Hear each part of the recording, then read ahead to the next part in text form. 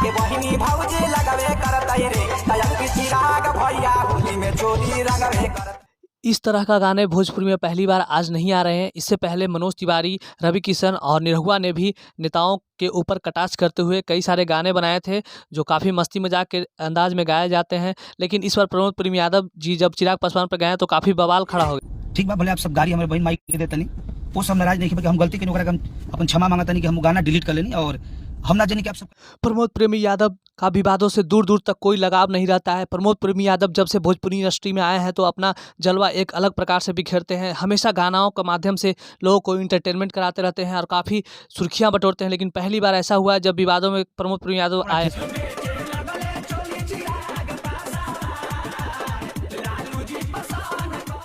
बस गाना का बोल यही था कि बेचे लगले चोली चिराग पासवान। यही गाने को लेकर प्रमोद प्रेम यादव को काफ़ी घसीटा जा रहा है और इनको ट्रोल किया जा रहा है सोशल मीडिया के माध्यम से। तो प्रमोद प्रेम यादव बहुत ही अच्छे लोक गायक हैं और काफ़ी अच्छे अच्छे गाने इनके आते हैं। आज तक कभी ये विवादों में नहीं बने।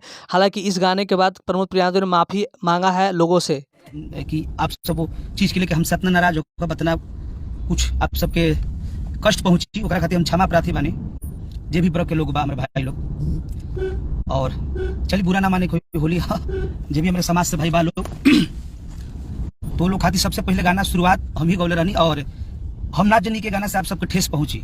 चाहेला देखेला सबके पैर छू के प्रणाम करते नहीं हम, और हमारा खातिर सब कोई बराबर बा, सबसे हमारा प्यार बा और आप सबके बदौलत ही हम बानी। अगर हमें कोनो प्रकार के त्रुटि होके ऐसा हमारे से कोनो गलती भइल होके आप सब क्षमा करब। कैसे कि एगो गीत पर बड़ी विवाद हो गई हल्का, हम ना सोचल कि आप सबके ठेस पहुँचे। हमारा खातिर सब समाज आपन बा, सब कोई हमार आपन हो, नेताजी होकस चाहे अदर कास्ट होकस चाहे जे भी हमारे सुना था चाहता सब कोई हमारा आपन हो।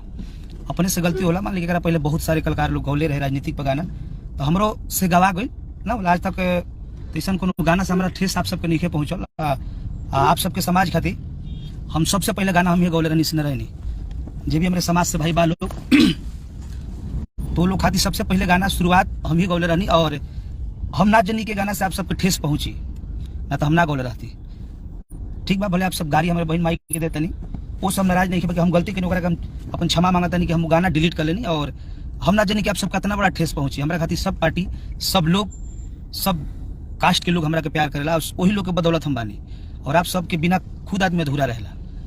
तो क्षमा करब सबे और दिल पर ना लेवे कोई। होली है, होली में थोड़ा हंसी मजाक अपने से न हुई, दूसरा केकरा से कर जाओ।